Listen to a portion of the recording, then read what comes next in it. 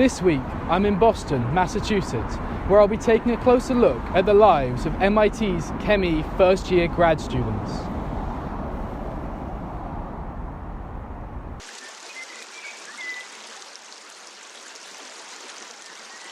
This unique species consists of individuals who have migrated from around the world to spend 4 months in the offices of Building 66 in the hope of attracting an elusive professor with whom they will spend the next half a decade or so.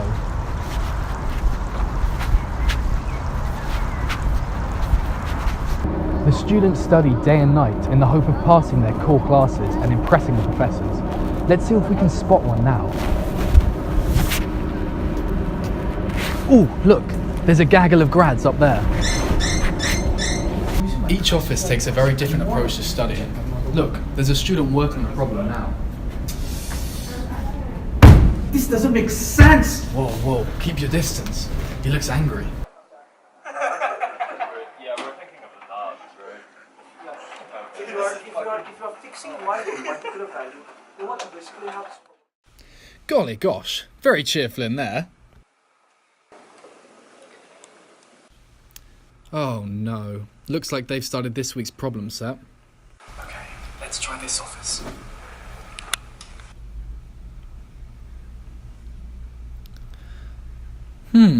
Where is everyone? This office must have finished already. There seem to have been a surprising number of injuries this year.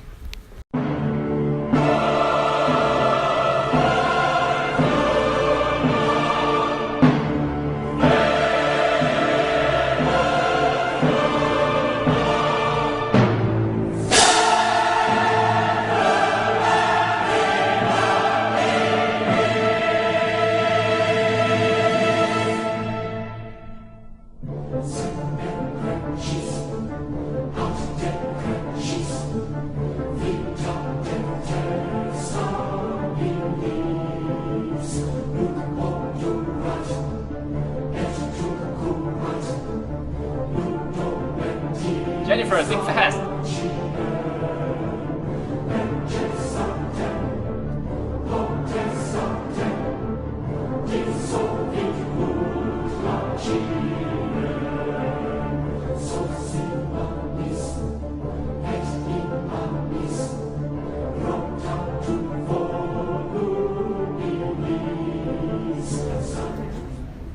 Well, I think it's time for a recitation. Recitation? Let's go!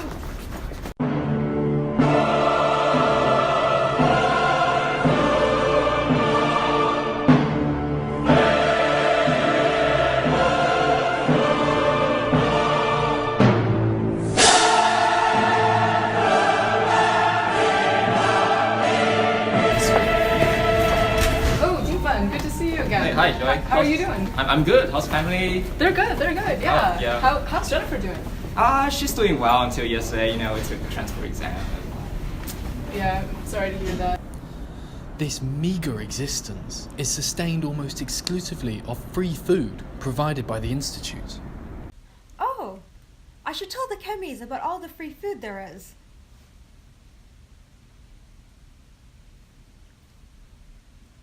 There we go. Time to get ready now. Out of the way! No, Professor Live! Yeah? Oh man, there's nothing left. Oh, poor Eric. He didn't get any food. Should have listened to brats. Should have listened to brats. A faculty meeting. These congregations continue to stymie leading researchers. While it's clear the faculty abhor them, they insist on meeting with such high frequency. Okay, next on the docket is who will be teaching 1040, Statistical Mechanics. Unfortunately, Arup cannot teach this year, so any takers should teach this course.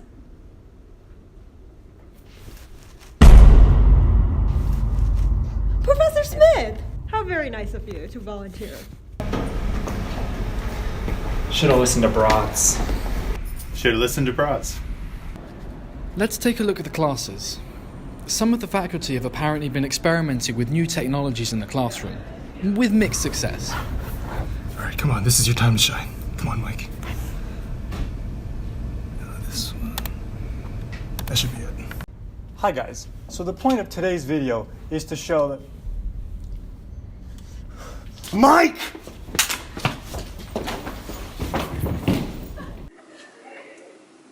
Wrong video. Not again. Oh, sorry guys, that was the wrong one. Come on, Mike, get it together. Clear eyes, full heart, can't lose. Hi guys, in this video, what we're... let's speed this up a little.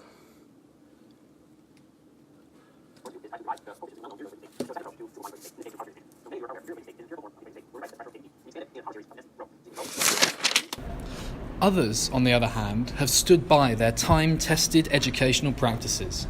Here we'll take a look at the instructors of 1050. For an analytical solution, refer to section 8.3-11 on page 412.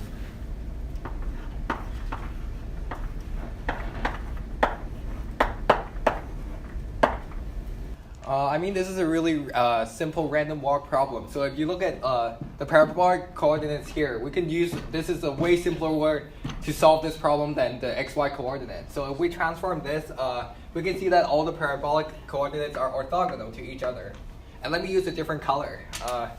So we can see we can transform from this to here, and we can back transfer from this coordinate back to here.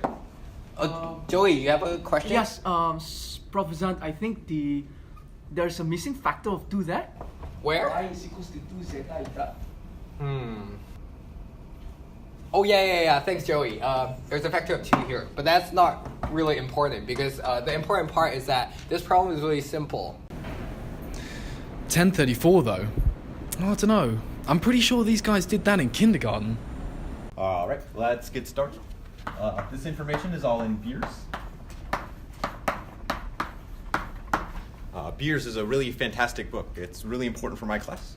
My students love it, so maybe read it this weekend. So this is all about models and data. So here, Professor Hammond gave us a fingerprint. She's my boss. So we have a fingerprint. And do you guys all know about fingerprints? Anyone in here have fingerprints? Good. A lot of you. Looks like that's good. So what we want to do is we want to come up with our model. So we need some model parameters, and we have our data, and maybe we have a covariance matrix that describes the associations between our data and our measurements. So what we're going to do is let's start with a simple model, something maybe like this, probability of theta in the data. So let's do like the simplest thing we can.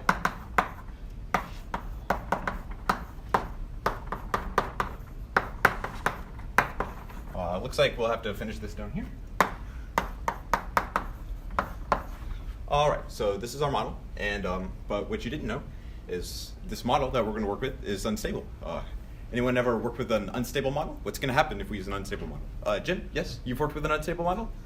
Yeah. I just wanted to comment on this, that there's actually a lot of really interesting work going on nowadays by several groups, my own included, trying to come up with ways to really improve this method. And, it turns out that you can really get some massive improvements by actually sampling from the distribution that maximizes the informational entropy.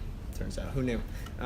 But there's a lot of interesting work. There's several papers. Come talk to me if you're interested. Any of you in the audience, But Bill, I know you're familiar with some of we've talked about this a little bit. So, but that was just my 2 cents. I just wanted to make sure everyone was on the same page here. So, That's an excellent point, Jim. There's a lot of stuff out there about entropy, and I hear it's always going up.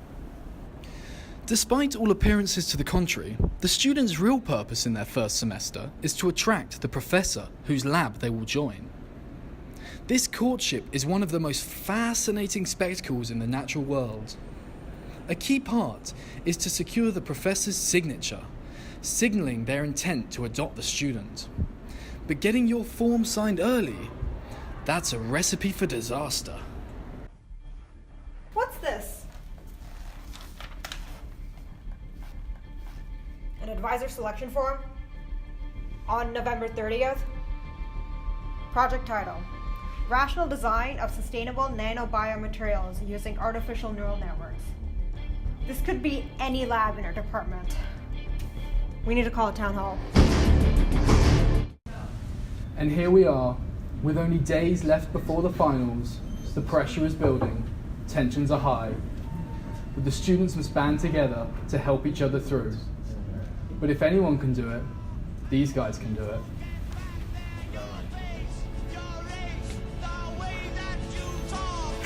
Oh God, that makes sense!